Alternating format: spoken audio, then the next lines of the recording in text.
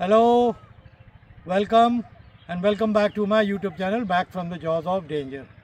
Friends, आज हम फिर जंगल में आए हुए हैं और ठीक मेरे पीछे अगर हम यहाँ से 50 गज आगे चले जाएंगे, एक बहुत बड़ा गड्ढा है जिसमें नदी है, गोमती नदी। यही गोमती नदी हमारे लखनऊ सिटी से आती है और अब जिस जंगल में हम खड़े हुए हैं ये लखनऊ से 50 किलोमीटर दूर है और ये बाराबंकी डिस्ट्रिक्ट में आता है। आगे एक पुल आपको दिखाया था मैंने, वो पुल आधा बाराबंकी में है, आधा लखनऊ में है। तो आज हम बाराबंकी के जंगल में हैं और इस एरिया में बहुत नीलगाय हैं और कभी कभार हमको फॉक्सेस दिखते हैं, हाइनास भी देखे गए हैं और खरगोश खरगोश इत्यादि सांप, ये तो हर जगह रहते हैं। बहरहाल आज के टाइम पे जैसे मैंने बताया था कि यहाँ से थोड़ी दूर पे ही लेपर्ड भी पकड़ा गया था। आज बहुत ज़बरदस्त स्टोरी है आपको। ये नदी गोमती है, बट ये आधी, ये जो ब्रिज आप देख रहे हैं, ब्रिज दिखा देना, आधा ये बाराबंकी डिस्ट्रिक्ट में पड़ता है और आधा लखनऊ में। और हमारा जो एक लेपर्ड था करीब 1.5 साल पहले पकड़ा गया था, वो वहाँ से मिलिट्री फार्म के एरिया में बंदरों को मार रहा था, कुत्तों को मार रहा था, तो आर्मी वालों ने उसको वहाँ से भगाया था। वो भागते हुए नदी मैंने कहा ना कि जानवर नदी चलता है, वो भागते हुए आया और यहाँ छुपा हुआ था। यहाँ फॉरेस्ट डिपार्टमेंट की टीम आई थी और इसी जगह उसको ट्रैंकुलाइज किया था, ट्रैंकुलाइज करके फिर लखनऊ के जू उसको भेज दिया गया था। तो लेपर्ड का एक बड़ा एरिया ये भी गुसाईगंज में ही आता है, ये एरिया गुसाईगंज में है। और इसी नदी में आगे चल के करीब 3 किलोमीटर आगे आज से 50 साल पहले एक टाइगर ने, ऐसे ही जंगल था, अब तो खैर ये सब फार्म आर्म बन गए हैं, तो आज आप सोचिए कि 50 साल पहले या 60 साल पहले कितना घना जंगल होगा।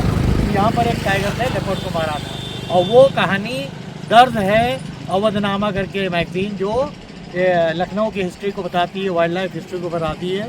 मैंने वहीं पढ़ा था, एक लेपर्ड को टाइगर ने मार दिया था, किल हो गया था और ये ऑन रिकॉर्ड है।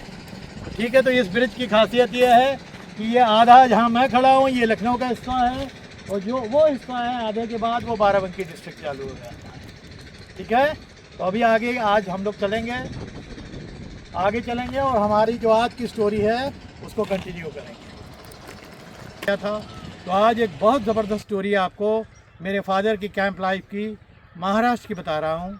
चंद्रपुर पड़ता है जहाँ आपका टडोबा टाइगर रिजर्व है, तो टडोबा अंधारी बोलते हैं। तो फादर का जो कैंप था ये 70s की कहानी मैं बता रहा हूँ। ये चंद्रपुर डिस्ट्रिक्ट का है, जो चंद्रपुर हमेशा से टाइगर्स के लिए बहुत फेमस रहा है। लोग तो टडोबा को तब से जानते हैं जब तक ये फेमस हो गया। मैं 70s की बात सुना रहा हूँ। उस ज़माने में कम्युनिकेशन भी बड़ा कमज़ोर होता था, तो हमारे एक अंकल छुट्टी पे गए हुए थे कैंप से और अक्सर ये होता था या तो अगर अगल बगल कोई पोस्ट ऑफिस है जहाँ टेलीग्राम आ सकता था और टाइम पे वो मिल गया, वरना पहले ही तय हो जाता कि आप 20 दिन की छुट्टी पे जा रहे हो, लौट के आप फलाना दिन नागपुर आओगे। नागपुर जीप भेज दी जाती थी, जीप से जो भी ऑफिसर छुट्टी से आता था उसको पिक कर लिया जाता था और ये लोग फिर कैंप के साइड निकल जाते थे।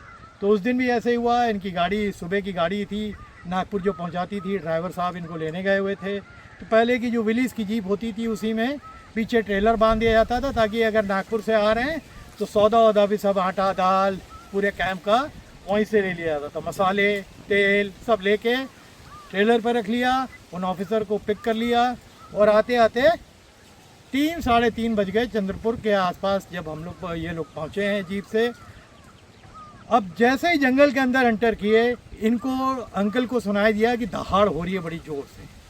और क्योंकि ये जंगल लाइफ फादर के साथ रोज़ डिस्कशंस होते थे, इतना इन लोगों को ज्ञान आ गया था खुद ही वाइल्ड लाइफ का, तो इन्होंने ड्राइवर से बोला गाड़ी रोको।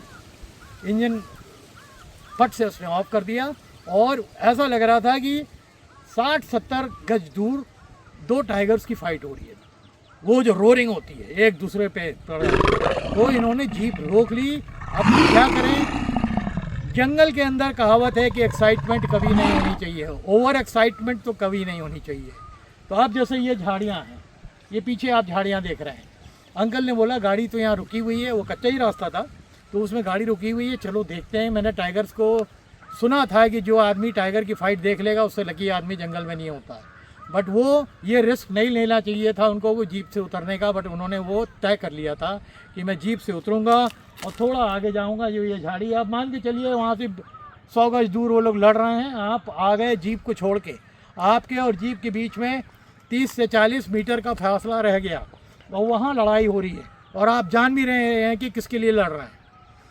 बहरहाल इन्होंने हिम्मत करी, ड्राइवर को बोला कि तुम रेडी रहना, और ये धीरे धीरे झाड़ी के पीछे चले गए। इन्होंने वो देख लिया ना, इनके पास कैमरा था, उस ज़माने में ये सब कोई चीज़ सोचता ही नहीं था, देख लेना ही बहुत बड़ी बात होती थी। उन्होंने ज़बरदस्त, जो टाइगर का टिपिकल होता है कि एक टाइगर शायद उसी एरिया का डोमिनेंट टाइगर होगा, उसको खदेड़ने के लिए एक टाइगर आया होगा। तो इन दोनों की लड़ाई हो रही थी, कभी वो नीचे जाता था, कभी वो नीचे जाता था, फिर थक के दोनों बैठ जाते थे, फिर उठते थे, थोड़ी देर चलते थे, जैसे आप लोग आजकल सोशल मीडिया में भी बहुत देते हो, फिर एकदम से भिड़ते थे।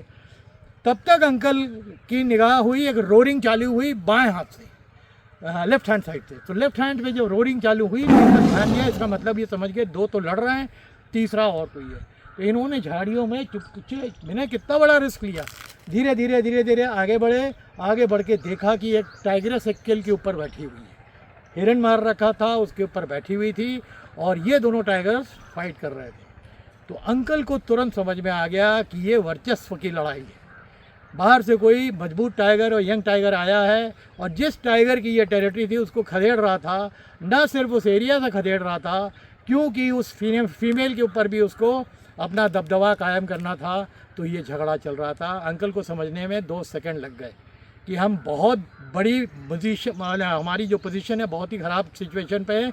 मैं कहीं जीप की तरफ जाऊँ, ये टाइगर देख ले तो ये पैर को पकड़ सकती है, और कहीं जो लड़ते हुए गुस्से के टाइगर हैं वो इनको झाड़ी के पीछे देख लेते हैं तो पक्का ही मार डालते। वो उन्होंने रिस्क लिया जो उनको नहीं लेना चाहिए था मेरे हिसाब से। और जब आके उन्होंने कैंप में अपना ये किस्सा मेरे फादर को सुनाया था, मेरे फादर ने उनको बहुत डांट मारी थी, क्योंकि मैं जानता हूँ बचपन से मैंने हर संडे को पूरा कैंप आता था। जब ड्रिलिंग साइट पर ट्रक जाती थी, जीप जाती थी, किसी को नीचे उतरना नहीं है। जो आज आपको गाइड्स बताते हैं, ये हमारे को 40 साल पहले मालूम था कि जंगल में पैदल आपको तब तक नहीं जाना जब तक साथ में बंदूक वाला ना हो, 7-8 लोग ना हो। ऐसा नहीं कि नहीं जाते थे, मैं खुद जब छोटा था लोगों के साथ जंगलों में बहुत चला हूँ।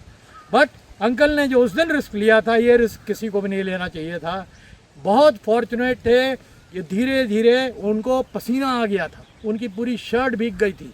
और ड्राइवर इतनी दहाड़े सुन के, उधर एक टाइगर दहाड़ रही है, इधर 2 लड़ रहे हैं, वो सुन के उसने अपनी गर्दन जो है स्टीयरिंग के नीचे कर दी थी। ओपन जीप में आप स्टीयरिंग के नीचे गर्दन करके तो और मरने के पोजीशन पे आ गए हो कि आप देख ही नहीं रहे हो, डर रहे हो।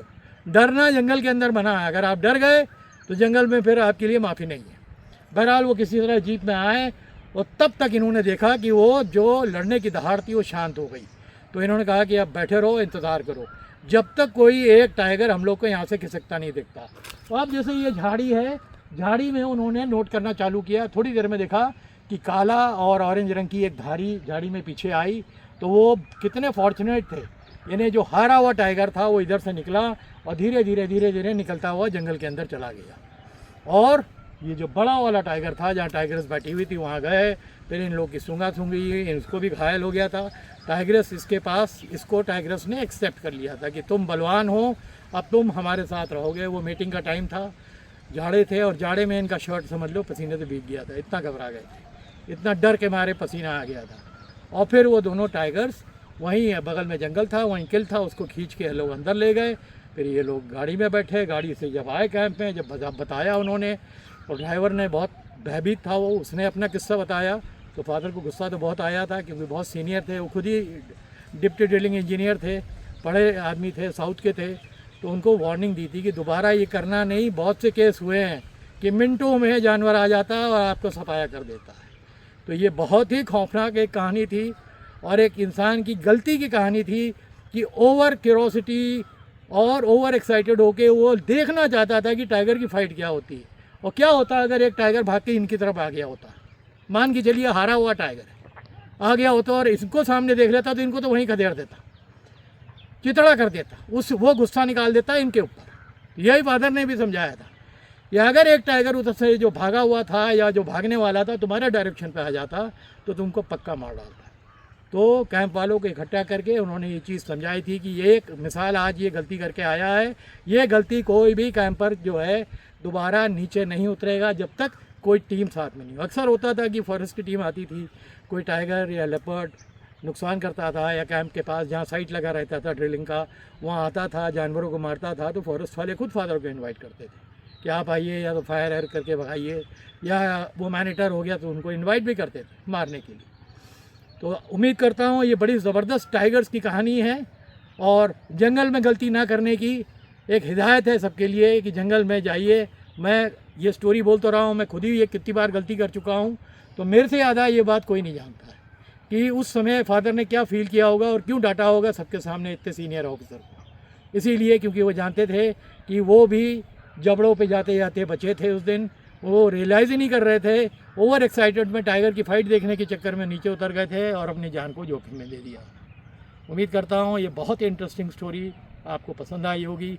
अगर पसंद आई है तो और लोग जुड़िए हमारे साथ, ऐसी ऐसी कहानी बताऊँगा जो हमसे ही ताल्लुक़ रखती है, मेरे से, मेरे फादर से, मेरे जानने वालों से।